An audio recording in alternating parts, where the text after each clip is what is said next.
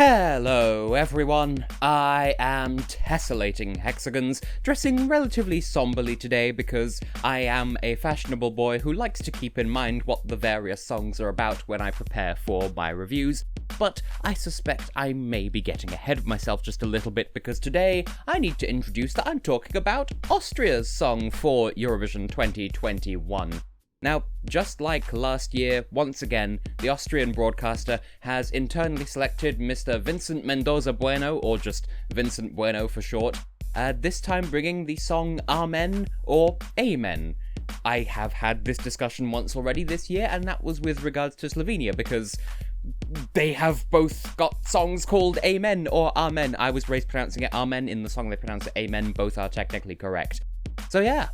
Vincent again, but with a song very different from last time. It's fully in English once again, music and lyrics by Tobias Karshi, Ashley Hicklin, and Jonas Tander, who I believe we have heard from at Eurovision before, but I don't remember where or when off the top of my head, but that's okay because I keep saying, I've said so many times this year, don't compare last year to this year, and I guess that goes for comparing other years to this year as well. So on that note, let's have a look at this year's This Song, This.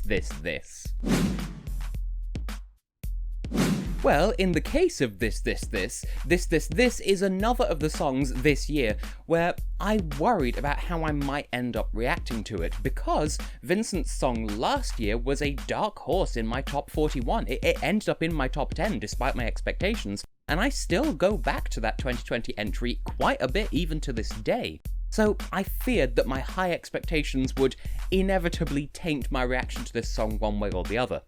I won't say I'm underwhelmed by this song by any means, like I said, wouldn't be fair. I think this is definitely of equal quality, but it is relatively less to my taste. Having said that, I feel like I should unpack that statement a little.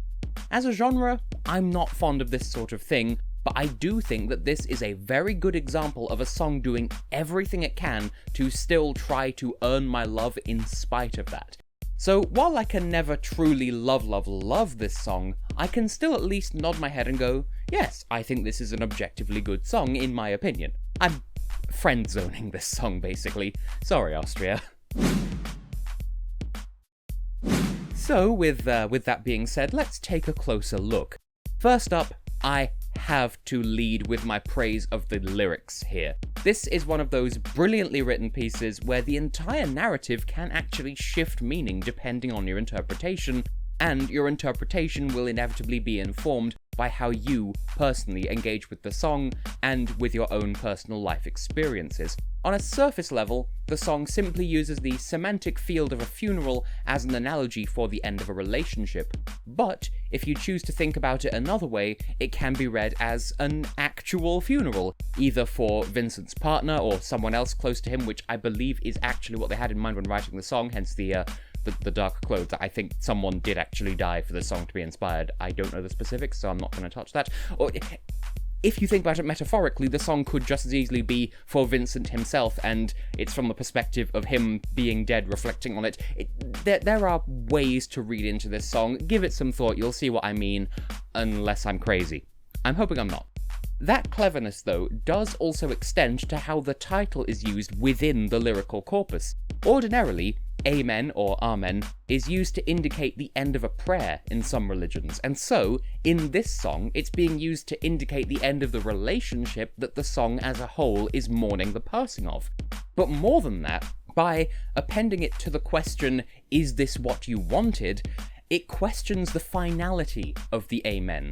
In a way that I can't quite describe. It's a performative sort of, well, I'm saying amen, and if you don't stop me, then I will choose to mean it too. So here's your last chance, do you want me to mean it? And the fact that that question is there very much leaves the door open there in terms of interpretation. This all says to me that this ought to be one very impressive stage show in Rotterdam. My expectation is that it's going to be suitably narrative forward in a way not dissimilar to Estonia's staging from 2015.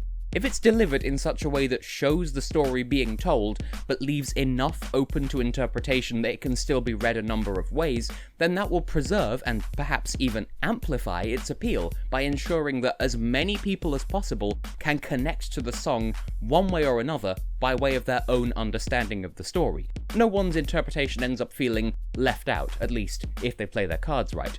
And of course, we can't be talking about this song's positive aspects without acknowledging that Vincent himself has a crazy good voice on him, let's not mince words. We already know from his entry last year that he has plenty of charisma as well as the capacity for a very wide range in both chest voice and head voice. And while this song relies less on the latter comparatively, we know that ability is there, so if he picks his moment just right on the night, he can unleash that talent to really drive the song home to its greatest possible effect. Even without that, his delivery of the song is fully believable anyway. I'm not sure to what extent it's his personal story being told. As I said, I don't know the full details, but all this is to say, he sells the song as if it is his story, whether or not it really is. So, yeah, I'd say Austria at the very least is very interested in jury votes this year, and I think they deserve them. On the other hand, though, I feel like a recurring theme of this song is too little too late. It might be a deliberate thing for effect, but that might be giving it too much credit. What I mean is, well, for one thing, the refrain. It's really rather repetitive, don't you think? I feel like it would have significantly more impact if there were more to it than just, amen, amen, is this what you wanted, is this what you wanted? But there ain't, except for at the very end of the song, where the words of it change ever so slightly. And sure, that does show progress, especially without relying on a victory key change, but I feel like that change alone comes too late to have that much of an impact. We're already so used to hearing the chorus in its repetitious form that changing it to be repeating something else, it doesn't have as much impact as it could do. The ending of the song as a whole kind of leans into this, really. The song takes its time to steadily build up, and it has this last-second explosion of emotion and power, and that vanishes pretty much as suddenly as it arrives. Sure, for what it's worth, it is a satisfying enough payoff for the way the song has thus far been building, but it leaves the listener wanting more, and not in a good way, I find. If they just adjusted the slider to spend a little less time on the slow build and a little more time in the actual payoff, then I think it would end up being far, far more effective. As it stands, it's sort of like a bowl of cereal with some, but not quite enough milk. Again with the food thing, Tess. Are you sure you're okay? But, to lighten the mood here, one slightly more nebulous point that may present an issue to some people is, as I said earlier, the song shares its title with Slovenia's entry this year. In my personal experience, this has only ever happened once before at Eurovision, in 2015, when both Malta and Georgia sent songs called Warrior. Back then, people online were very much split into two camps, pitting the two warriors against each other, despite them having very few similarities beyond just the title. I fear that might happen again here.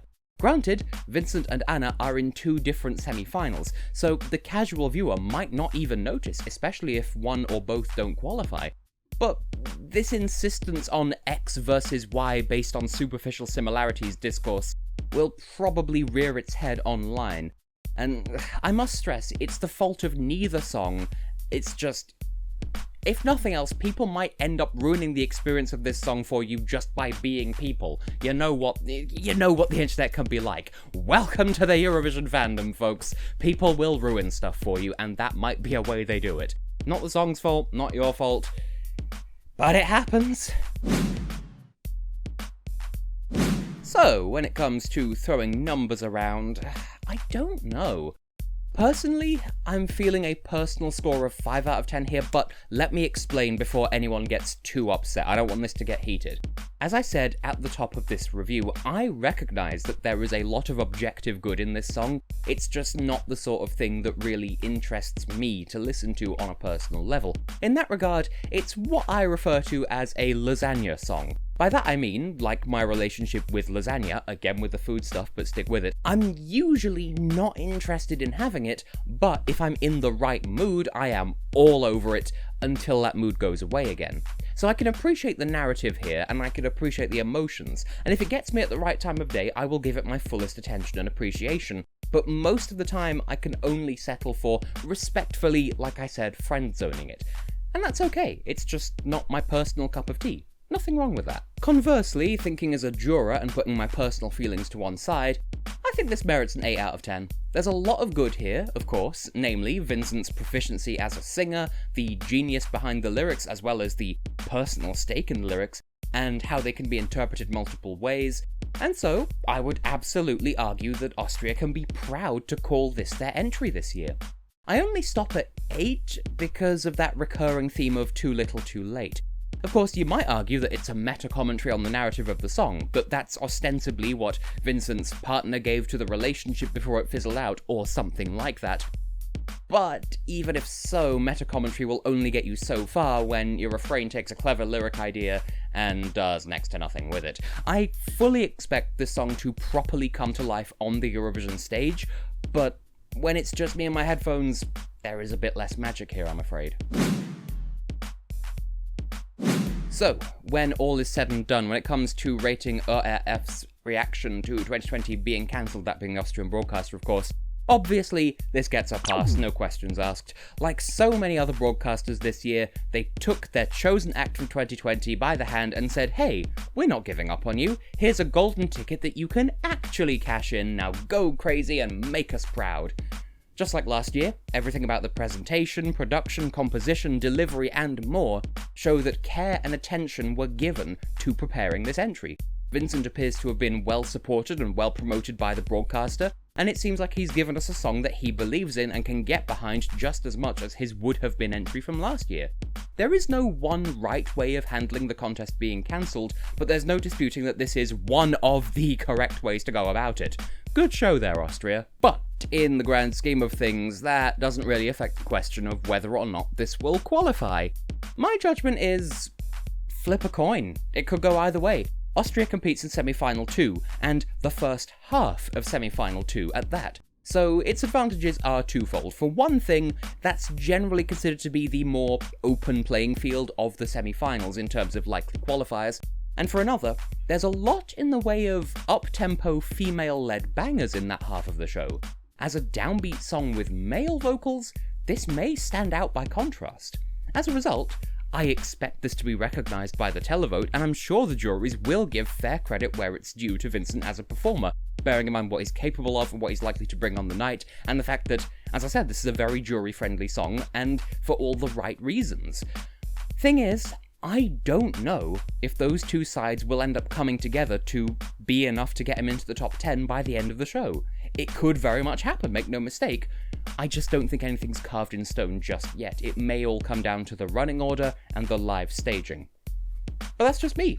Listen to the song for yourself, and let me know what do you think. I am putting on progressively more and more ridiculous voices when I ask that, but the point remains. Have your own opinions, share them if you want to, but don't feel obliged to.